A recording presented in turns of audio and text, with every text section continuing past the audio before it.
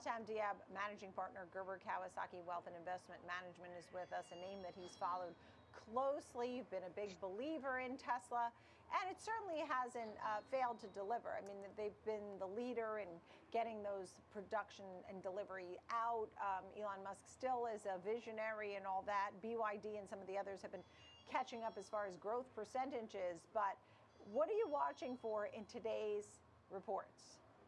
Hey, Nicole, good to be on. A lot, really. I think first of all, we're trying to see what the macro picture looks like. You know, we had a lot of information around EV demand not being as robust as people thought. So I think today, when we see this earnings report, we can probably understand a little bit more about what's going on, how that's impacting Tesla. We've seen a lot of price cuts over the last year, and even the last couple of weeks in Europe and China. We're not sure if that's just EV demand in general or just inventory issues within Tesla.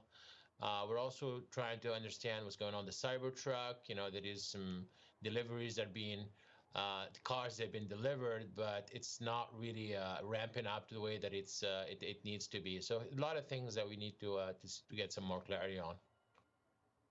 Right, understood. You know, they did give us some visions as to the production and deliveries, and those seem to be on tap, right? I mean, they seem to be on course. And then the outlook for 2024 would be over the 2 million, or what are we looking for? Yeah, the outlook is really important, right? Like, remember, we promised 50% growth for as many years as we can think of from Tesla, and that just hasn't happened. And the outlook this year is at 2.1 million, 2.2 million cars for the year. You know, the output is really has to happen because there is a nice ramp that's going on in Berlin and Austin, and that just hasn't happened. I think they have some issues with their 4680 batteries, so we need to understand what that looks like. The Cybertruck was all the rage. Everybody couldn't wait for that to come out, but that's not really Tesla. I mean, Tesla is all about the cars and the margins, that they had the ability to cut the prices and still clear some good margins. Are you worried about the margins now? Yeah, yes, I think everyone is worried about the margins. I think Tesla stock commanded a premium for a long time because they had 20% automotive margins, which is just don't see in the automotive business. And basically they were a software company. That's the kind of margins they were commanding.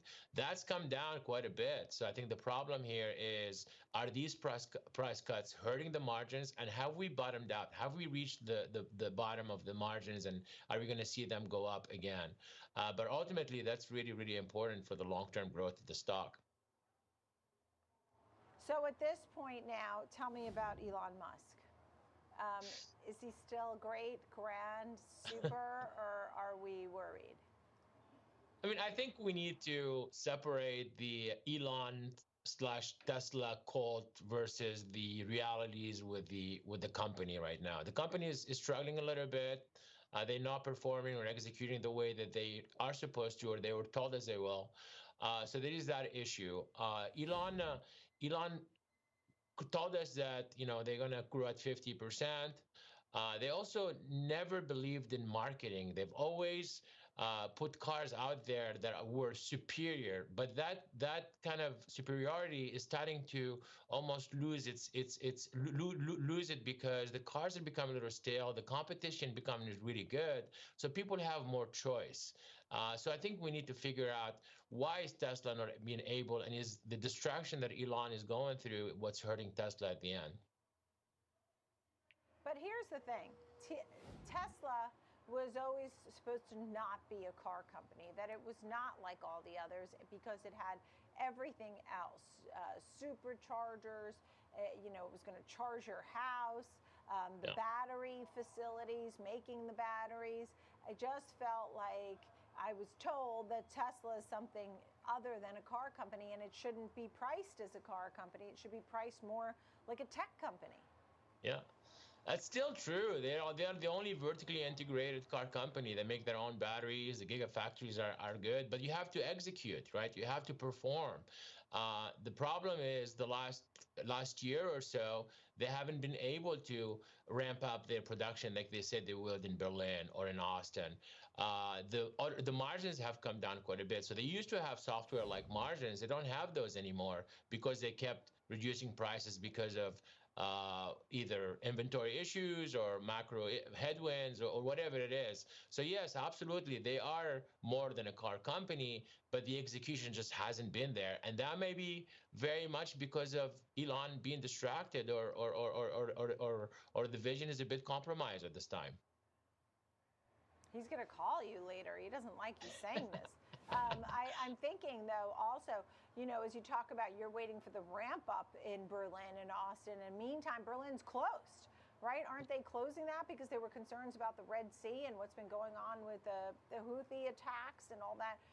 So there is the uncertainty there. And the uncertainty of China. I mean, because you do have a competitive landscape. What names do you like overall in EV stocks? I mean, I know you like Tesla. I don't know if you're going to give us a price target. Would you buy it here today, or you want to wait and see? And what other names do you like? Do you like any of the names that you would buy today? I don't like any other name right now because of, again, most of other EV companies are not actually making any money.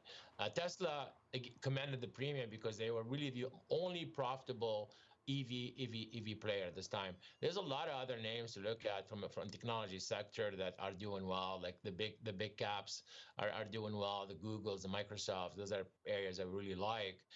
But ultimately, I think long term, I wish Elon calls me today because there is no bigger fan of Elon for the last few years.